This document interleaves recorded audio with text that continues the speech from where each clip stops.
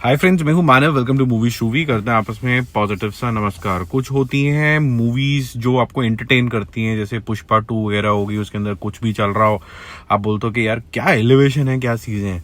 और कुछ मलयालम सिनेमा होता है जो आपको बोलता है कि यार थोड़ा सा सोचने समझने पे मजबूर करते हैं, आपको अलग तरीके का स्क्रीन प्ले दिखाते हैं, अलग तरीके की स्टोरी आपके सामने लेके आते हैं, और आपने अनइमेजिनेबल तरीके के ट्विस्ट एंड टर्न्स देखे होंगे। तो क्या आइडेंटिटी भी उसी जोन के अंदर जाती है? क्योंकि टविनो थॉमस टाइप के जो लोग आ जाते हैं तो फिर आपकी एक्सपेक्टेशन बढ़ जाती है, because is a fabulous actor. Trisha is again a very good actress.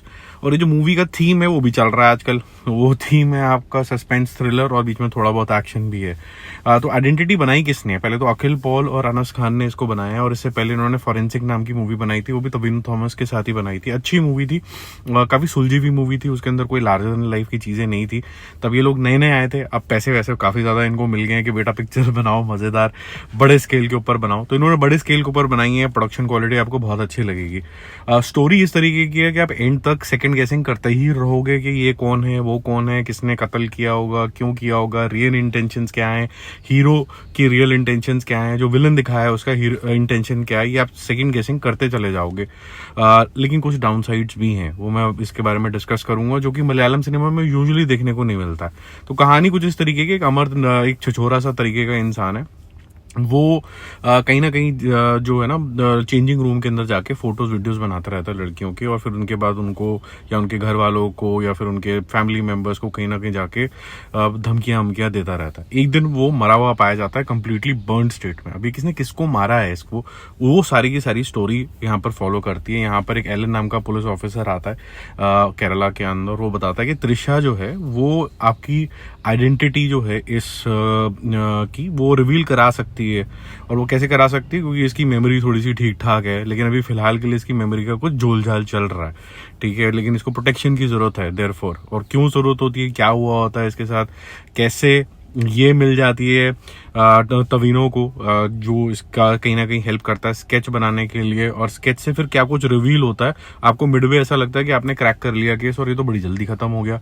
लेकिन फिर ट्विस्ट एंड टर्न और आने शुरू हो जाते हैं और फिर स्टोरी आगे बढ़ती है। कुछ चीजें ऑब्वियस हो जाती हैं और कुछ नॉट सो ऑब्वियस हो जाती है, क्योंकि आपको रियल इंटेंशन और रियल बंदा कौन है इसके पीछे वो आपको पता नहीं चलता। तो अब कुछ किरदार इस तरीके के होंगे जो परमानेंटली स्टोरी को आगे बढ़ा देते रहेंगे। ये पुलिस इंस्पेक्टर जो एलन है, जो त्रिशा को लेके आया, और टविनो का जो रोल है वो आपको कंसिस्टेंटली दिखता रहता है जब ये स्केच वर्क कर रहे होते हैं। और उसके बाद जब स्केच वर्क खत्म हो जाता है, इंटरवल तक आपको काफी सारी ट्विस्टेड तरीके की स्टोरी यहाँ पर दिखेगी, आपको मजा यहाँ पर आता रहेगा। लेकिन किलर जो है वो कुछ हद तक जो है सेकेंड हाफ के अंदर रिवील हो जाता है, इंटेंशंस पूरी रिवील नहीं होती है। तो ये एक कैट एंड माउस वाला थोड़ा सा चेज टाइप के जोन के अंदर चला जाता है। लेकिन ये बात भी बहुत जरूरी है कि आपको इस तरीके का समा बांधने के लिए एक अलग तरीके का स्क्रीन प्ले चाहिए होता है। तो acting wise, screen play wise, BGM type बहुत बढ़िया है। यहाँ पर आपको एक कंफ्यूजन की स्टेट ऑफ माइंड के अंदर रखता है। आप एक मिनट के लिए भी ऐसा नहीं लगता है आपको कि यार ये किस जोन के अंदर जा रही है। लेकिन जब सेकेंड हाफ में बिग रिवील हो जाता है, वो काफी कुछ प्लॉट के बारे में बता देता है। जैसे मैंने बोला, ऐसा लगता है कि जैसे राइटर साहब जो है अंडर प्रेशर हैं कि यार हर कैरेक्टर जो भी इंट्रोड्यूस होता जा रहा है उसकी कोई ना कोई मंशा डालो ही जबरदस्ती ट्विस्ट के नाम के ऊपर। तो वो थोड़ी खिचड़ी के जोन में चला जाता है और वो फोर्स्ड सस्पेंस लगता है। स्पेसिफिकली जब आप एंडिंग के जोन के अंदर जा रहे होते हो तो एंडिंग कभी भी मलयालम फिल्मों की इतनी ज्यादा मतलब फिल्मी टाइप की या हीरोइज्म टाइप की नहीं होती है। यहाँ पर थोड़ा अनलाइक मलयालम फिल्म है, तो थोड़ा कंफ्यूज हो गए मेरे ख्याल से डायरेक्टर साहब कि हम एक हाई ऑक्टेन सस्पेंस थ्रिलर बना रहे हैं या फिर हम थोड़ा सा इसको मसाला के जोन के अंदर लेके जाना चाहते हैं। तो ये शुरुआत तो इसकी इस तरीके से होती है जैसे टिपिकल मलयालम मूवी का सस्पेंस वगैरह रहता है, लेकिन एंड होते होते ये थोड़ा सा मसाला के जोन के अंदर चली जाती है, जो थोड़ी सी कंफ्यूजन क्रिएट कर देती है, कोई टेम्पलेट चेंज हो जाता है।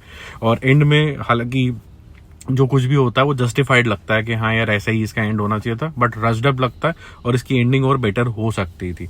Direction is fine, I think writing is weak here, क्योंकि फर्स्ट हाफ तो बहुत ही ज्यादा अच्छा है। सेकेंड हाफ में आते आते आपको ऐसा लगता है कि थोड़ा सा इनके पास मटेरियल कम हो गया, थोड़ा स्ट्रेच हो गया, थोड़ा स्लो हो गया।